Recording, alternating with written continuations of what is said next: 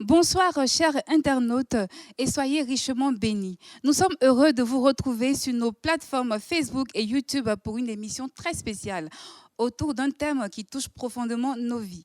Comment rencontrer l'amour de nos jours dans le milieu chrétien? À l'ère des réseaux sociaux, des rencontres rapides et parfois des désillusions sentimentales, beaucoup se posent cette question essentielle: comment trouver la bonne personne selon le cœur de Dieu? Pour en parler, nous recevons aujourd'hui 4 invités au parcours riche et inspirant. Le révérend Bruganga Blaise, Papa Wedji Ped, Maman Daniel Kwaku et Mademoiselle Magnula Akagoz. Installez-vous confortablement et ouvrons ensemble nos cœurs pour recevoir ce que Dieu nous communique à travers cette émission.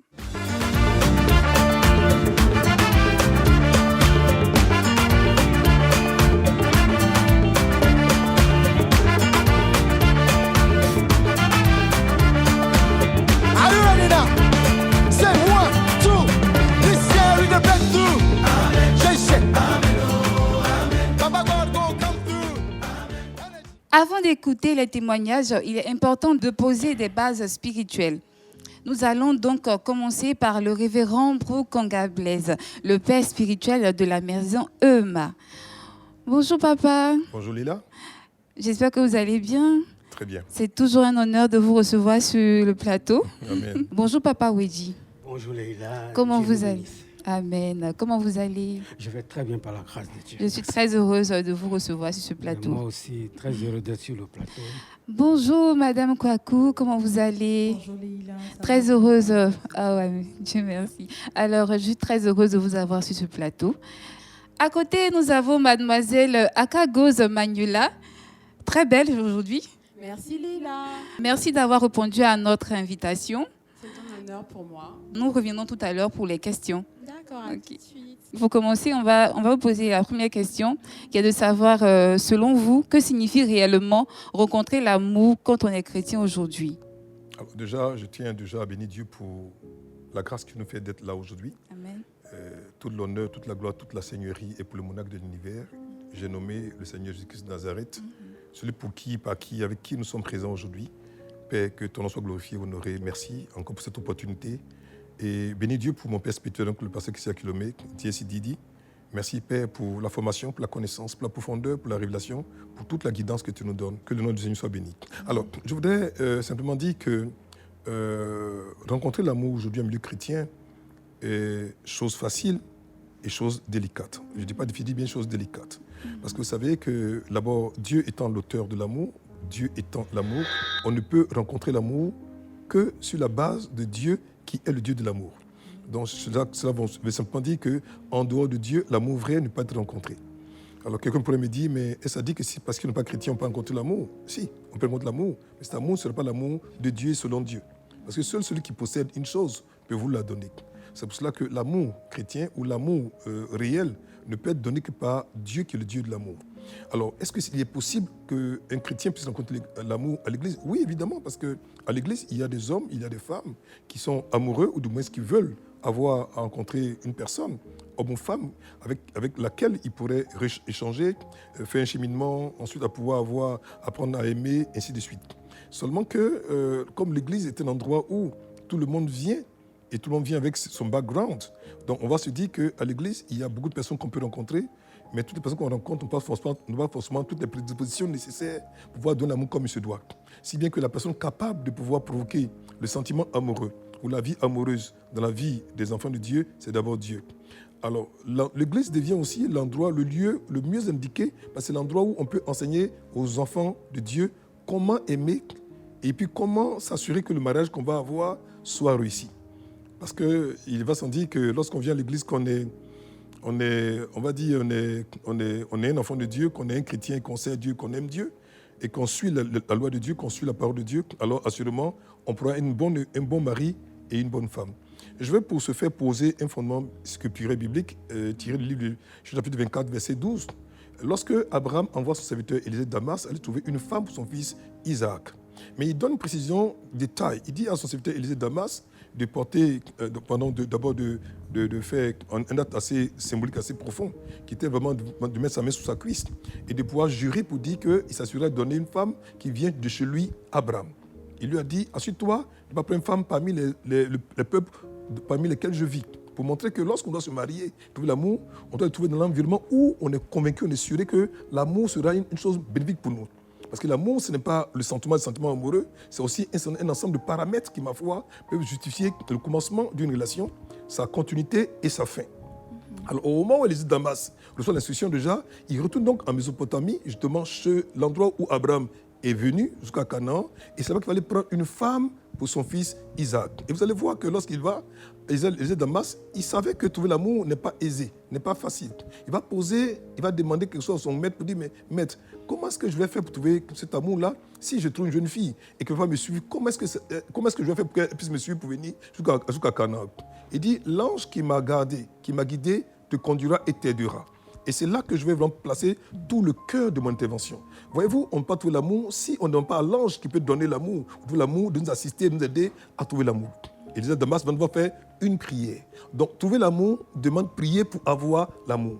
Et lorsque Élisée de Damas, justement, a donc recommandé son voyage, recommandé son besoin, recommandé ce qu'il voulait voir arriver à Dieu, donc en demandant donc à l'ange de son maître de l'accompagner, alors on s'est rendu compte que son voyage et sa quête donc a été rendue possible. Je voudrais pour se faire lire ce verset rapidement, si vous permettez, qui est tiré de Genèse chapitre 24, verset 12, qui dit ceci.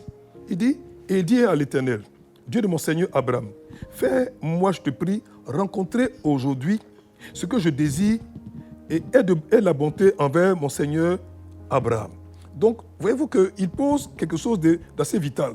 Il dit, Dieu de mon Seigneur Abraham, fais-moi, je te prie, rencontrer aujourd'hui ce que je désire et use de bonté envers mon Seigneur Abraham. Il dit, fais-moi rencontrer aujourd'hui ce que je désire. Si le désir de votre cœur est de rencontrer l'homme qu'il faut, la femme qu'il faut, assurément à l'église, vous pouvez la rencontrer, vous pouvez le rencontrer, si et seulement si vous assurez de demander à l'ange qui est capable de produire cette bénédiction, à l'ange qui est capable de vous aider, que dis-je, demander au Créateur, par son Esprit Saint, de vous conduire vers la bonne personne. Merci beaucoup, papa. Donc, moi, je retiens que c'est avec Dieu seulement qu'on peut rencontrer le réel amour. C'est ça. D'accord, papa. Alors, avant de me tourner vers papa Wejiped, j'ai une autre question pour vous. D'accord. Alors, quels sont les principes bibliques essentiels à respecter dans la recherche du conjoint? Alors, j'estime déjà qu'il y a beaucoup de principes que je ne pourrais pas citer, on va dire nommément ici, mais le principe de base qu'il y a déjà pour respecter, essentiel à respecter pour rechercher l'amour du conjoint, c'est d'abord de ne pas chercher avec ses yeux naturels. Parce qu'aujourd'hui, on cherche une femme par rapport à ce qu'elle présente de façon physique et de façon extérieure. On cherche une femme par rapport à ce qu'elle peut me donner dans ma vie professionnelle, parce qu'elle a un nom, parce que cette femme vraiment a un bon relationnel, parce qu'elle est issue d'une grande famille, parce que cette femme vraiment a de bons diplômes, parce que quand je la regarde, avec elle, quand je vais marcher, on sera en harmonie. Non, il y a que la seule personne capable de nous conduire dans le choix véritable pour pouvoir choisir véritablement mon conjoint, c'est d'abord de demander l'assistance profonde de celui qui voit au-delà de l'apparence, qui peut voir à l'intérieur pour voir ce qu'on appelle le cœur. Parce que vous savez que, comme je dis à quelqu'un, lorsque tu as choisi la plastique, une belle femme, c'est une belle chose. Un bel homme, c'est une bonne chose. Mais c'est juste après un mois et puis tout le monde est délivré. Voyez-vous? Donc, alors que l'amour, ce n'est pas un marathon, ce n'est pas, une course de 100 mètres, c'est un marathon. Ça suppose qu'on commence, on s'en va aller, il faut le maintenir pendant longtemps. Et comme l'amour s'installe dans la durée, il faut s'assurer que la personne avec laquelle je vais décider de mener ma vie entière, je l'ai choisi non pas selon ce que je vois mes yeux, qui ne voient que ce qui est apparent, mais selon les yeux intérieurs, qu'on appelle les yeux de l'esprit, mais qui sont guidés, lui, par le Dieu de l'esprit, qui se trouve à l'intérieur de moi pour me dire, ça, c'est cette beau, mais dedans, il y a quelque chose que tu n'aimes pas. Alors, on peut trouver une femme à la taille de guêpe, et après, surtout avec une guêpe de taille dans sa maison. Alors, pour ne pas être surpris à avoir une guêpe de taille dans sa maison, qui va passer son temps à nous piquer et être vraiment confronté à des douleurs qui soient continuelles et constantes, alors ne laissons pas seulement l'élément extérieur être la norme à partir de laquelle on veut choisir une femme, une épouse, car l'amour, c'est plus qu'avoir un corps physique. Merci beaucoup, papa. En tout cas, l'amour, c'est plus qu'avoir un corps physique. Et aussi, l'amour s'installe dans la durée. C'est un marathon. Nous allons maintenant écouter un témoignage vivant, celui d'un homme qui a expérimenté la fidélité de Dieu dans son couple. J'ai quelques petites questions pour vous. Oui, je vous écoute. On va déjà commencer par la première. Comment avez-vous rencontré votre épouse? Ouais, j'ai rencontré ma femme il y a quelques années, c'était à Paris. Et nous étions dans la même église. J'étais le maître des chœurs, j'étais le chef d'orchestre. Et elle m'avait tapé dans l'œil. Et j'ai demandé qu'elle intègre la chorale que je dirigeais. Stratégie. Et c'était certainement une stratégie de la part du Seigneur pour Belle que nous soyons stratégie, proches l'un de l'autre. Et ensuite, le Seigneur lui-même a disposé les temps, les circonstances pour que nous soyons ensemble et que nous vivions un amour dans le Seigneur. Amen. Vraiment, c'est une très belle stratégie. Et il a rencontré l'amour à l'église. C'est une très belle chose. Alors, Papa Wedji, j'ai une deuxième question. Quel est le secret spirituel de la longévité de votre couple? Alors, il faut dire que tout est grâce. Le Seigneur a permis que pendant 26 ans, nous soyons encore là et il nous a formés pour cela. Alors, il faut dire que tout part de l'amour. L'amour est la base de tout. Nous avons l'amour l'un pour l'autre, la considération l'un pour l'autre. Nous avons, on va dire, la crainte de Dieu et surtout, nous appartenons à la même communauté. C'est très important. Parce que ça veut dire que nous recevons les mêmes enseignements, nous recevons les mêmes bénédictions, nous faisons tout ce que l'homme de Dieu nous conseille de faire parce que nous appartenons à la même communauté. Ce qui n'est pas facile si tu es dans une église A et que ta femme est dans une église B. Alors il faut dire que le Seigneur a donc disposé ces choses-là et nous lui rendons toute la gloire. Que son Saint-Nom soit béni. Amen. Donc, c'est possible de rencontrer l'amour partout, hein, mais rencontrer l'amour à l'église, c'est encore l'idéal. Nous continuons avec Madame Kwaku. Comment avez-vous vécu votre période de célibat? Ça, c'est la causerie maintenant.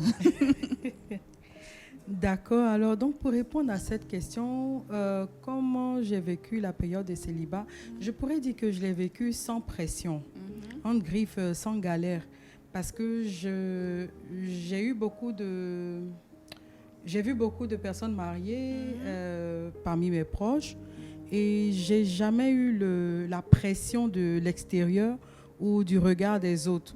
J'ai pas aussi eu la pression de l'âge. Non, il faut forcément que je me marie. J'ai tel âge. Mes amis sont mariés. Moi, je suis encore célibataire. Non. J'étais sûre que Dieu a un plan parfait pour chacun d'entre nous et qu'au moment opportun, il allait me permettre de pouvoir entrer dans le mariage. Donc, c'est comme ça que j'ai vécu la période de célibat. Donc, Madame Kwaku avait entièrement confiance en Dieu. Entièrement confiance Vraiment. en Dieu. Donc, il faut vraiment faire entièrement confiance en Dieu. Sans pour le pression. mariage surtout. Sans pression. Alors, Mademoiselle Manula, est-ce que vous pouvez nous en dire plus concernant votre situation?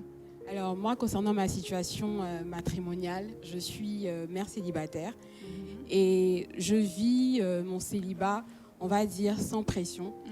Il est réel et il est évident qu'aujourd'hui, la société africaine dans laquelle nous nous trouvons, il existe de différentes pressions autour du mariage. Lorsqu'une jeune fille qui tend vers la trentaine n'est pas encore mariée, il y a des questions qui se posent même au niveau de la famille, etc. Mais en tant que chrétienne, jeune fille chrétienne, j'ai l'assurance que le Seigneur a un plan pour moi, comme l'a dit notamment maman Daniel Kwaku. Dieu a un plan pour moi et ce n'est pas le mariage qui définit qui je suis. Mon père spirituel a pour accoutumance de dire que ce que tu es là dépend de ce que le Seigneur dit de toi. Ça ne dépend pas de ton mariage ou de ton statut matrimonial ou social. Donc, il faut dire que je n'ai pas de pression à ce niveau-là. D'accord. Ok, merci beaucoup, mademoiselle. On va se retourner vers papa qui va nous éclairer un peu par rapport à ce que madame Kwaku a dit tout à l'heure. Elle a dit qu'elle a fait entièrement confiance en Dieu. Donc, papa, moi, je me retourne vers vous. Alors, je vais citer une texte, une référence tirée de 1 Timothée 5, verset 14, qui dit « La volonté de Dieu est claire et manifeste, établie. » Vous savez, je crois fortement à la parole de Dieu parce qu'elle est immuable. Elle demeure dans le temps, dans les époques et dans les âges. C'est la parole de Dieu, c'est Dieu lui-même. Alors, il est écrit en 1 Timothée 5, verset 14, Dieu dit ceci, il dit « Je veux que les jeunes femmes se marient et qu'elles aient des enfants. » Il dit « Je veux ».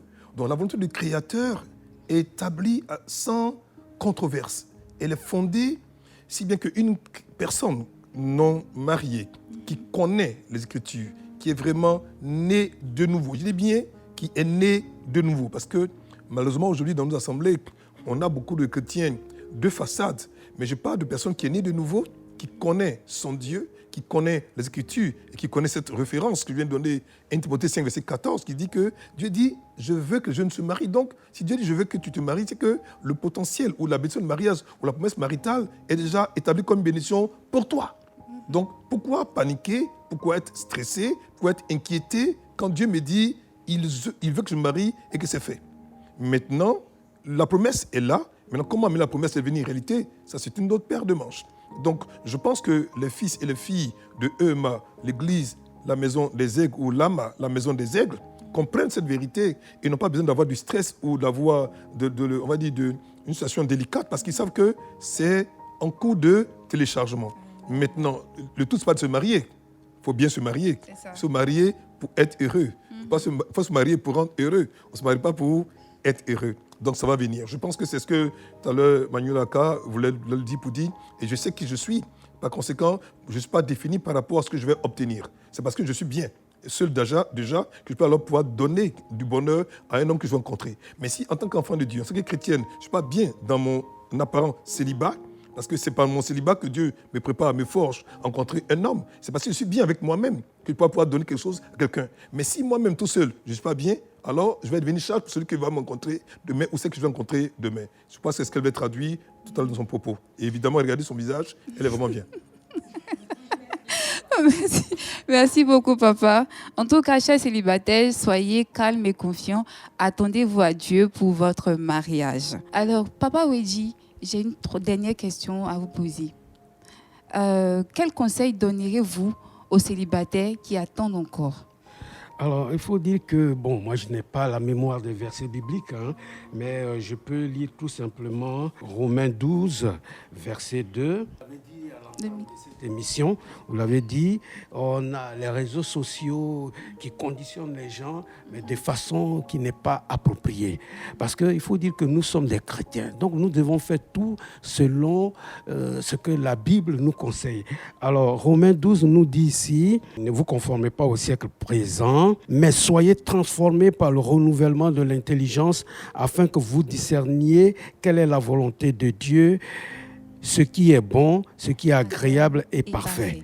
Alors, tout cela est corroboré par 1 Thessaloniciens 4, 3 et 4 qui dit que nous devons faire en sorte que nous demeurions dans la sainteté. Nous devons faire en sorte que nous veillions sur la sainteté de notre corps. D'accord. Nous devons faire en sorte que nous puissions mettre l'Éternel devant, car le choix, le bon choix n'est fait que par Dieu lui-même. Amen. Si nous laissons le Seigneur faire les choix pour nous, forcément ces choix-là seront bons. Ne nous laissons pas guider par les plaisirs de la chair. Parce que la Bible nous dit que la bénédiction de l'Éternel est celle qui enrichit et il ne la fait sur d'aucun chagrin. Ne nous mettons pas dans des situations où nous mettons Dieu devant le fait accompli, ce qui serait une volonté permissive, alors que nous devons avoir pour le Seigneur, faire pour lui, faire en sorte que ce soit sa volonté parfaite qui s'accomplisse pour que les bénédictions qu'il nous donne à travers le mariage soient des bénédictions qui perdurent, qui durent, qui s'inscrivent dans la pérennité. Amen. Merci beaucoup, Papa Wedji. Je ne sais pas si papa a quelque chose à ajouter par rapport à ça. Non, je pense que c'était tellement bien présenté par le Santa Wedji concernant justement l'amour qu'il a rencontré à l'église. Et je me dis, c'est vrai que l'amour, on peut faire une rencontre partout. Maintenant, comme que je dis, on peut rencontrer une personne, mais trouver l'amour, c'est tout autre chose. Parce que rencontrer une personne au marché, à l'église, dans le bus, dans la rue, à un mariage, lors d'un dîner, ça peut se faire. Maintenant, l'amour lui-même, c'est une autre paire de manches. Ouais, la rencontre est le point de départ, c'est comme le starting block. Maintenant, l'amour vient après. Vous voyez, parce qu'il y a ce qu'on appelle aujourd'hui le coup de foudre. Vous voyez, si c'est un coup, c'est que ça va aller rapidement. Mais et si c'est tout foudre, c'est que ça sera détruit. Alors, l'amour, ça prend du temps. Hein. C'est comme j'ai dit la dernière fois, lorsque c'est un fast-food émotionnel, ça ne dure pas. Parce que le fast-food, ça n'a pas de valeur, ça n'a pas de prix. Mais là, c'était un repas qui a été concocté depuis le début, depuis le matin. Et la maman prend le temps de préparer ce repas. Lorsqu'on le mange, on voit la différence avec un fast-food. Donc pour moi, l'amour, ça prend du temps. Et papa Olivier l'a dit avec tellement de précision.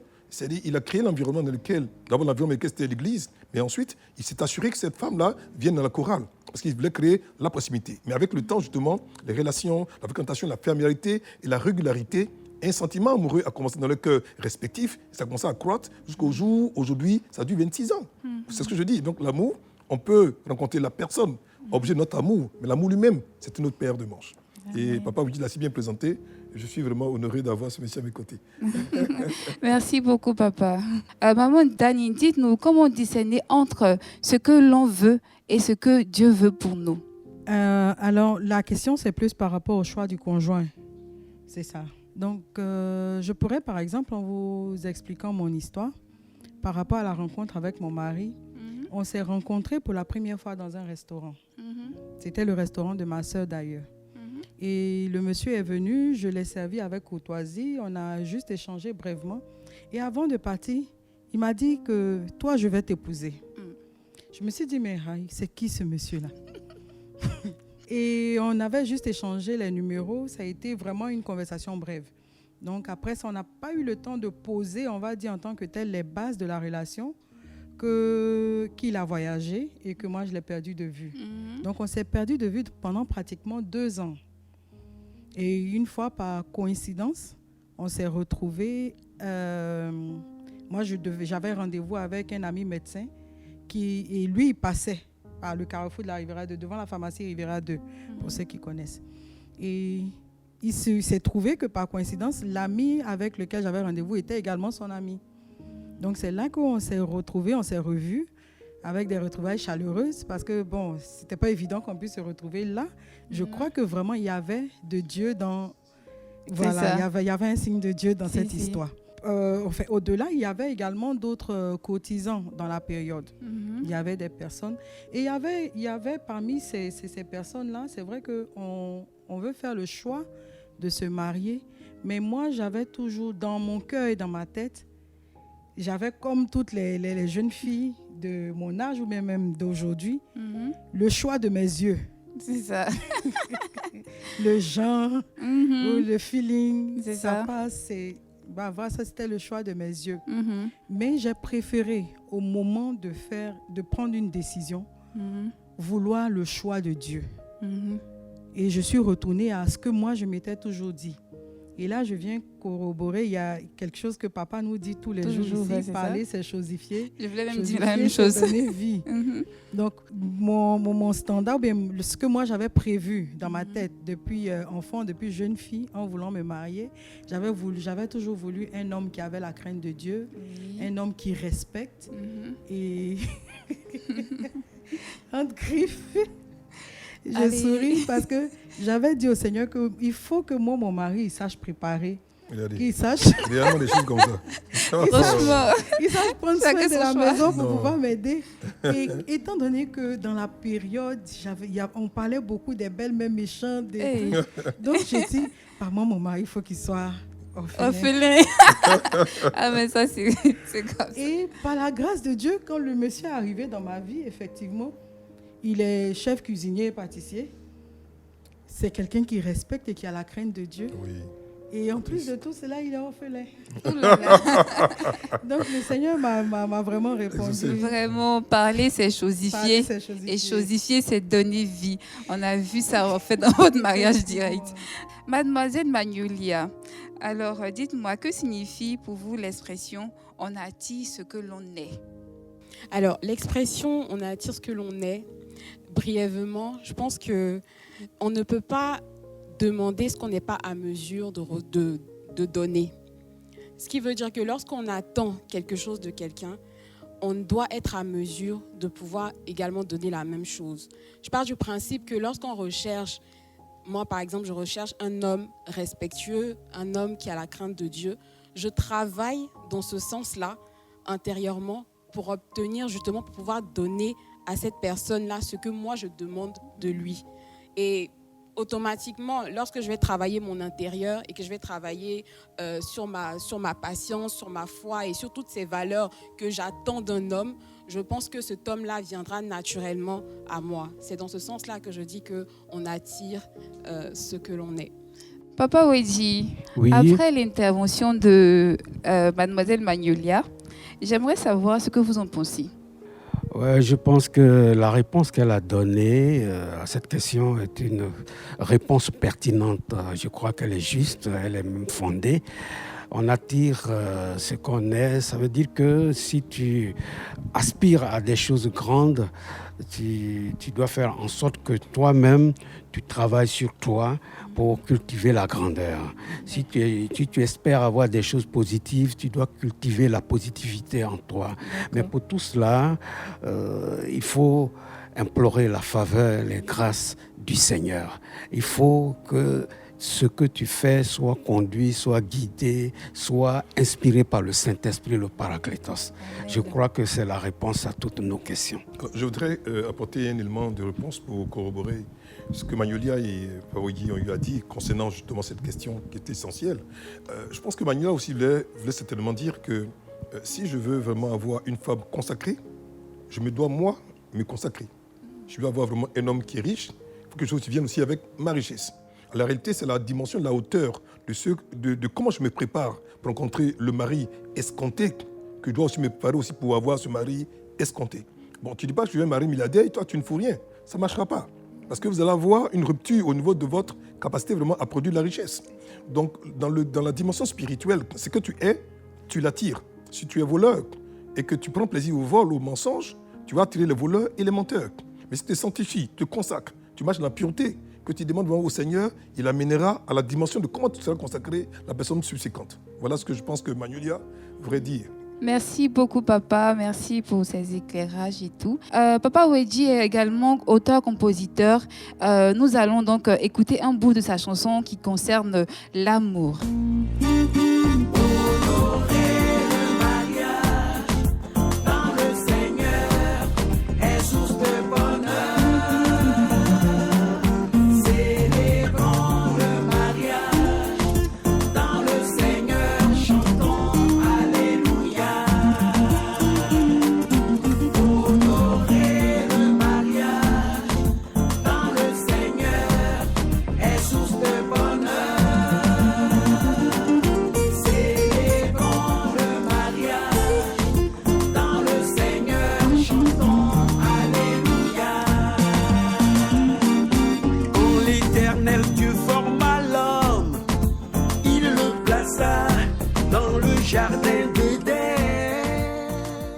Merci beaucoup, Papa Wade, pour ce son.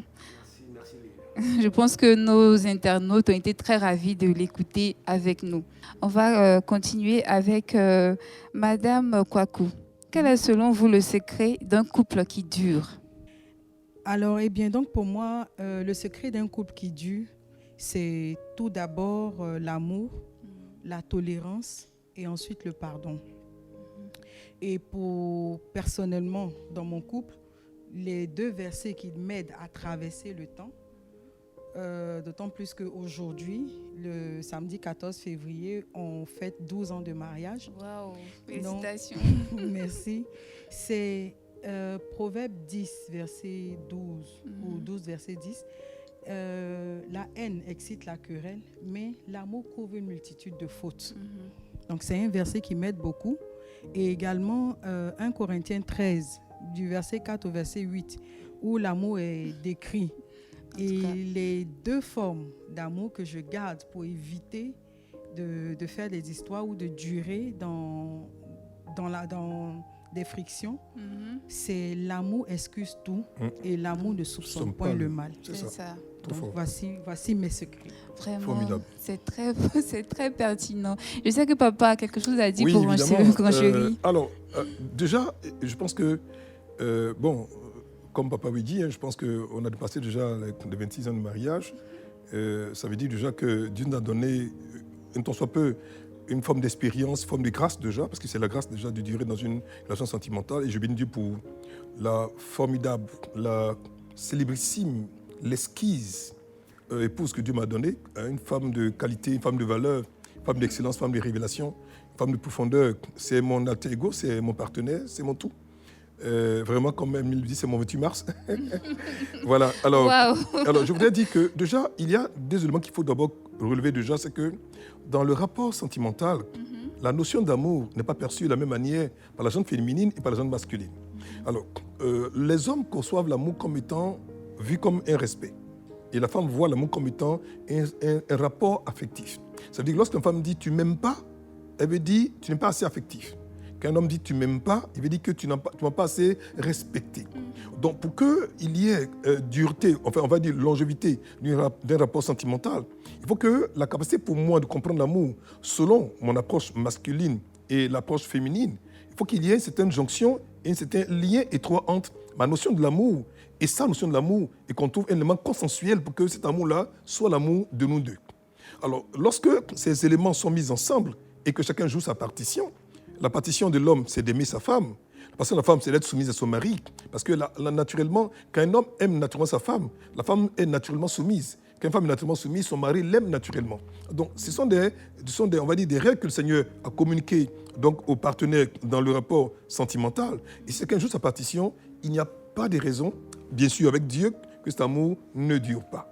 Voilà. Et puis surtout, comme a dit tout à l'heure ma fille, Madame Kwaku, alors l'amour ne sous-entend pas le mal et l'amour excuse tout. Quand ces deux paramètres sont vraiment placés comme des fondements de part et d'autre dans la chose sentimentale, je suis convaincu d'une chose, Dieu nous aidera vraiment à aller plus loin. Amen. Et je vous souhaite que ça parte plus loin. Amen, amen. Merci beaucoup, papa. Alors, avant de commencer, de terminer avec papa pour l'exhortation, on va poser une petite question encore à mademoiselle Magnolia.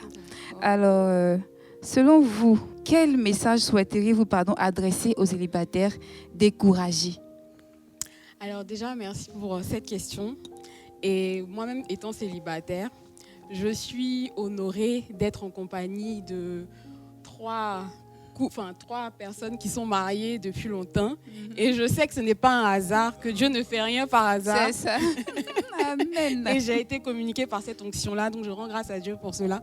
Alors si j'ai un message à donner aux célibataires qui sont découragés, déjà il faut savoir qu'en tant que chrétien, Dieu a le meilleur calendrier. Le Seigneur a créé l'homme et la femme. Il a dit qu'il n'est pas bon que l'homme soit seul.